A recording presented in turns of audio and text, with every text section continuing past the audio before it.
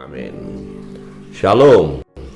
Bapak Ibu Saudara yang terkasih dalam Tuhan Yesus, hari ini kita bersyukur boleh menikmati hari yang baru yang Tuhan beri kepada kita, dan kita akan membaca sebagian daripada firman Allah dari Wahyu pasal yang ke-15. Kita lanjutkan pembacaan kita. Wahyu pasal 15. Kita membaca secara bergantian. Saya akan membaca yang pertama, Bapak Ibu Saudara yang terkasih dalam Tuhan membaca ayat yang kedua, demikian seterusnya. Nyanyian mereka yang menang, Wahyu pasal 15 ayat yang pertama. Dan aku melihat suatu tanda lain di langit, besar dan ajaib, 7 malaikat dengan 7 malapetaka terakhir, karena dengan itu berakhirlah murka Allah. Dan aku melihat suatu bintang laut rancak di persamudra air, dan di tepi lautan raja itu berdiri orang-orang yang telah mengalahkan binatang itu dan patungnya dan dilakukannya, dan mereka ada bersama Allah. Dan mereka menyanyikan nyanyian Musa, hamba Allah, dan nyanyian anak domba, bunyinya, besar dan ajaib segala pekerjaanmu ya Tuhan, Allah yang maha kuasa, adil dan benar segala jalanmu ya Raja segala bangsa. Siapakah yang tidak takut ya Tuhan, dan yang tidak memuliakan namamu, sebab Engkau saja yang begitu, karena semua bangsa akan datang dan sujud menyembah Engkau, sebab terlihat kebenaran segala kehakimanmu. Kemudian daripada itu aku melihat orang membuka bait suci, kemah kesaksian sorga. Dan ketujuh malaikat yang ketujuh malapetaka itu keluar dari bait suci, berpakaian lenan yang putih bersih, yang berkilau-kilauan, dari dadanya berikat-ikat pinggang dari emas. Dan satu dari keempat makhluk itu memberikan kepada ketujuh malaikat itu 7 cawan dari emas yang penuh berisi murka Allah, yaitu Allah yang hidup sampai selama-lamanya bersama-sama. Bait suci itu dipenuhi asap karena kemuliaan Allah dan karena kuasanya, dan seorang pun tidak dapat memasuki bait suci itu sebelum berakhir ketujuh malapetaka dari ketujuh malaikat itu. Amin. Demikian jauh pembacaan firman Tuhan. Bapak Ibu Saudara yang terkasih dalam Tuhan, akan tiba satu peristiwa yang dahsyat, yang luar biasa, di mana malapetaka, ya, ketujuh malapetaka, ada 7 malapetaka, ya, di dalam 7 cawan. Ya, nanti akan kita lihat ayat pasal-pasal berikutnya. Cawan yang pertama dibuka, kedua dan seterusnya. Jadi ada 7 ya kesukaran yang luar biasa, ya. Ketujuh malaikat itu, ya, 7 cawan dari emas yang penuh berisi murka Allah, yaitu Allah yang hidup sampai selama-lamanya. Nah, kapan murka itu akan ditumpahkan, cawan itu? Ini masih dalam bentuk misteri, tetapi pasti akan terjadi. Dan siapa yang akan mengalami penderitaan yang dahsyat oleh karena murka Allah itu? Yaitu mereka yang tidak menyembah Allah, mereka yang tidak menyembah Yesus Kristus Tuhan, mereka yang hidupnya ya tidak di dalam Tuhan. Dengan kata lain, mereka yang hidup menyembah binatang itu dan patungnya. Saudara yang terkasih dalam Tuhan, di ayat pertama dikatakan, dan aku melihat suatu tanda lain di langit besar dan ajaib, 7 malaikat dengan 7 malapetaka terakhir, karena dengan itu berakhirlah murka Allah. Kiamat, ya, selesai sudah. Satu persatu nanti murka itu akan ditumpahkan. Isinya adalah penderitaan di bumi yang dahsyat, yang luar biasa, siksaan yang hebat. Nah, mengapa terjadi siksaan itu? Karena dosa-dosa manusia, kejahatan manusia, perbuatan manusia yang tidak manusiawi. Dan tanda-tanda sudah ditunjukkan oleh firman Tuhan kepada kita tentang kejahatan manusia. Kasih seorang dengan yang lain semakin dingin.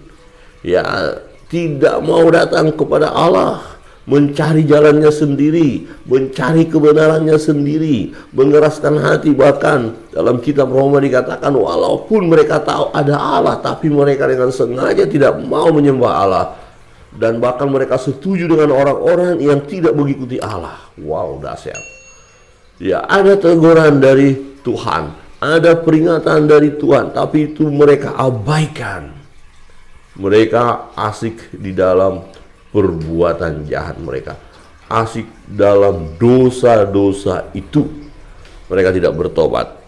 Nah, malapetaka terakhir, ya, dari 7 malapetaka terakhir itu selesai, maka berakhir kesudahannya. Murka Allah berakhir, kemudian akan masuk pada masa damai sejahtera, kerajaan Shalom, kerajaan 1000 tahun. Dan siapa yang ada di sana?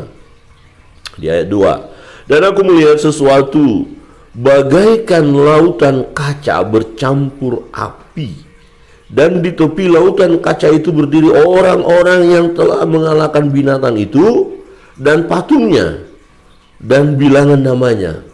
Ya, binatang itu, patungnya, dan bilangan namanya. Ini kemarin kita sudah bahas tentang Tritunggal iblis itu. Ya. Nah, orang-orang yang mengalahkan binatang itu dan patungnya dan bilangan namanya, pada mereka ada kecapi Allah. Yang mereka menonton, melihat orang-orang yang mengalami siksaan selama-lamanya itu. Ya, mengalami murka Allah itu. Ya.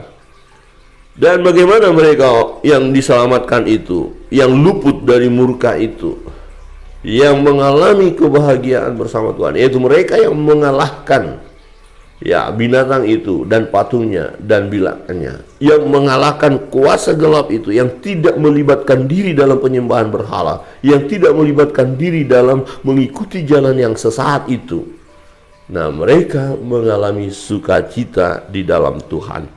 Di ayat 3, dan mereka menyanyikan nyanyian Musa hamba Allah, dan nyanyian anak domba, bunyinya besar dan ajaib segala pekerjaanmu. Wow, besar dan ajaiblah karyamu, adil dan benarlah jalanmu.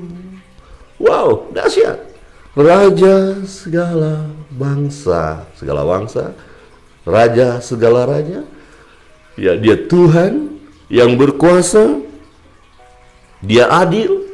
Nah, berbicara tentang keadilan Allah, wah, ini asik, luar biasa. Artinya begini Bapak Ibu, pada saat kita mengikut dia, oleh karena namanya, kita mengalami penindasan, kita mengalami tekanan.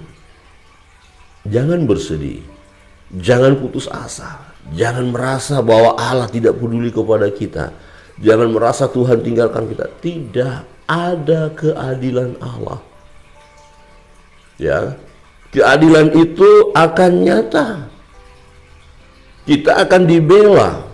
Memang saat ini kita bisa menghadapi penderitaan itu, tantangan itu, tetapi itu tidak sebanding jika dibandingkan dengan mereka yang menyembah binatang, patungnya, dan bilangan itu. Itu kematian yang abadi, itu siksaan yang luar biasa. Nah, siksaan kita sekarang oleh karena mengikuti Yesus itu tidak ada apa-apanya. Maka Rasul Paulus pernah berkata begini, ya, penderitaan saat ini tidak ada apa-apanya dibandingkan dengan kemuliaan yang akan datang. Wow, jadi kita harus siap mempertahankan iman kita. Amin. Bapak Ibu, pertahankan. Jangan karena masalah-masalah ya sebenarnya tidak terlalu berat, kemudian kita kecewa sama Tuhan, tinggalkan Tuhan, tidak mau melayani Tuhan, ngambek. Wow, orang Kristen ya jangan suka ngambek lah. Amin. Coba lihat kiri kanan dan katakan jangan suka ngambek. Sikit-sikit udah nggak mau melayani, nggak mau lagi ikut Tuhan, nggak mau ibadah. Wow, sakit hati. Wah, jangan. Pertahankan iman kita. Ya, ayat 4 perhatikan. Siapakah yang tidak takut, ya Tuhan, dan yang tidak memuliakan namamu? Rugi betul bagi manusia jika saat dia hidup, jika saat ini tidak memuliakan Tuhan. Rugi besar, kerugian total. Rugi besar kalau dalam masa hidup kita tidak pastikan bahwa kita sudah berjalan pada jalan yang kebenaran. Siapa itu jalan yang kebenaran itu dan hidup? Yesus. Akulah jalan dan kebenaran dan hidup. Tidak ada seorang pun yang sampai kepada Bapa kalau tidak melalui aku. Itu kata Yesus. Jadi rugi besar kalau kita tidak tahu jalan yang benar itu pada masa kita hidup. Sebab ketika kita sudah mati nggak bisa berbuat apa-apa. Jelas. Ya, nggak perlu lagi. Wah, ada orang yang di bumi berdoa untuk kita. Sia-sia. Nggak perlu berdoa untuk orang mati. Orang mati udah selesai, dia selesai. Ya, oh kemudian orang mati itu berdoa. Nggak bisa, orang mati nggak bisa berdoa. Mati udah selesai, tinggal menunggu waktu. Ya, bagaimana selama dia hidup? Adakah dia mati di dalam Tuhan atau tidak? Ya, kemarin kita sudah melihat kebenaran firman Tuhan. Berbahagialah mereka yang mati di dalam Kristus. Sejak saat ini, ya, sejak dia percaya Yesus, kalau dia mati, berbahagia karena akan bersama-sama dengan Kristus, bersama-sama dengan Bapa. Saudara yang terkasih dalam Tuhan, siapa yang tidak takut ya Tuhan dan yang tidak memuliakan nama-Mu? Dalam perjalanan hidup kita harus memuliakan Tuhan, menyembah Dia. Pujian, hormat, kemuliaan hanya bagi Dia, satu-satunya Allah yang hidup, Sang Pencipta langit dan bumi serta segala isinya. Sebab Engkau saja yang kudus, Engkau saja yang kudus. Allah itu kudus. Ya. Nah, kita orang yang sudah jatuh ke dalam dosa oleh karena anugerah Allah, kemurahan Allah, kita dikuduskan oleh Allah melalui kematian Yesus Kristus di kayu salib. Ya, kira-kira ini, hidup kita ini tadi kotor, penuh dengan noda. Ya. Nah, bagaimana cara membersihkan noda-noda ini? Harus dibasuh dengan darah Yesus, darah yang mahal, darah yang suci, darah yang kudus. Jadi hidup kita ini yang sudah disucikan dengan darah Yesus, jadi bukan hidup yang sembarangan lagi. Kita hidup yang berharga. Lah, untuk menguduskan kita ada darah yang kudus yang harus tertumpah, tercurah di Golgota itu. Saudara yang terkasih dalam Tuhan, kita menjadi kudus oleh karena dikuduskan oleh Tuhan, oleh karena kita percaya kepada Yesus.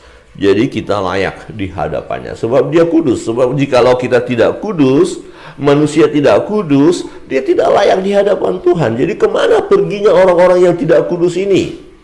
Ada dalam pembantaian yang abadi, ada dalam murka Allah itu. Karena upah dosa adalah maut. Jadi itu keadilannya. Ada hukuman bagi orang yang berdosa, tetapi ada keselamatan bagi mereka yang datang kepada Tuhan, yang memuji Tuhan, yang merendahkan diri di hadapan Allah, yang datang kepada Tuhan, yang berseru di dalam nama Tuhan. Perhatikan, dikatakan, karena semua bangsa akan datang dan sujud menyembah Engkau. Yang datang dan sujud menyembah Allah, Allah Bapa, Anak dan Roh Kudus. Mereka yang datang yang sujud kepada Tuhan, mereka mengalami keselamatan itu. Mereka luput dari murka itu. Ya, mereka masuk dalam kehidupan yang abadi. Karena begitu besar kasih Allah akan dunia ini, sehingga Ia mengaruniakan putranya yang tunggal, supaya setiap orang yang percaya kepadanya, percaya kepada Yesus, tidak binasa, melainkan peroleh hidup yang kekal. Amin. Kita luput dari murka. Murka itu berbicara tentang keadilan Allah, yaitu mereka yang tidak bertobat, mereka yang berdosa, mereka yang menyembah binatang, patungnya, dan bilangannya itu. Ya, mereka yang menentang Allah. Ya, mereka yang menghujat Roh Kudus, mereka akan masuk dalam murka Allah. Saudara yang terkasih dalam Tuhan, orang-orang yang datang kepada Tuhan mengalami keselamatan. Dikatakan, sebab telah nyata kebenaran segala penghakiman-Mu. Dia adalah hakim yang adil. Imam Mahdi. Dia adalah Tuhan yang mengadili dengan adil. Nggak bisa disuap. Nggak bisa kita rayu-rayu lagi. Nggak bisa, karena keadilan itu jelas. Terbuka semuanya. Ya, maka dikatakan segala sesuatu yang kita lakukan, kita pertanggungjawabkan di hadapannya. Nah, orang-orang percaya akan diperhitungkan apa yang dia buat untuk memperoleh mahkota, memperoleh pahala. Tetapi orang-orang yang tidak menyembah Tuhan, yang tidak datang kepada Tuhan, yang tidak sujud kepadanya, maka akan dilemparkan ke jurang maut itu. Di sana dikatakan apinya menyala terus. Ulat ya berhidup dan memakan mereka, tapi mereka tidak mati-mati. Tapi ada dalam siksaan yang abadi. Ya, kita pastikan dalam hidup kita Bapak Ibu, supaya kita tidak masuk dalam murka itu, satu-satunya cara adalah datang kepada Yesus. Menerima Yesus sebagai Tuhan dan Juru Selamat secara pribadi. Kita yang percaya kepadanya, kita dikuduskan oleh Dia. Karena kita kudus, yaitu orang yang sudah dikuduskan ini karena iman di dalam Yesus, kita pun akan bersama-sama dengan Dia yang kudus itu. Kita akan bersama-sama dengan Allah kita yang hidup. Kita akan bersama-sama dengan Dia di surga. Amin. Mari Bapak Ibu Saudara yang terkasih dalam Tuhan, ini satu peringatan penting dalam hidup kita. Akan ada murka itu, ya, cawan itu akan ditumpahkan satu persatu hingga cawan yang ketujuh berakhir murka. Dan kalau kita nanti belajar, itu sangat mengerikan, luar biasa. Tetapi satu kebahagiaan besar bagi kita orang percaya, yaitu kita diluputkan dari murka itu. Kita tidak dalam penderitaan, kita tidak dalam siksaan yang abadi, tetapi kita masuk dalam kebahagiaan, dalam nyanyian, pujian kepada Allah. Kita hanya mau muji-muji Tuhan dan sukacita melimpah. Kiranya kebenaran firman Tuhan menolong kita, sehingga kita terus hidup sesuai dengan firman-Nya, pertahankan iman, percaya kita kepada Dia. Dia adalah Allah yang adil, yang menghakimi dengan adil. Tuhan memberkati kita. Mari kita masuk dalam doa-doa kita. Apapun yang menjadi beban pergumulan kita, kita serahkan kepada Tuhan. Kita nyanyikan satu pujian.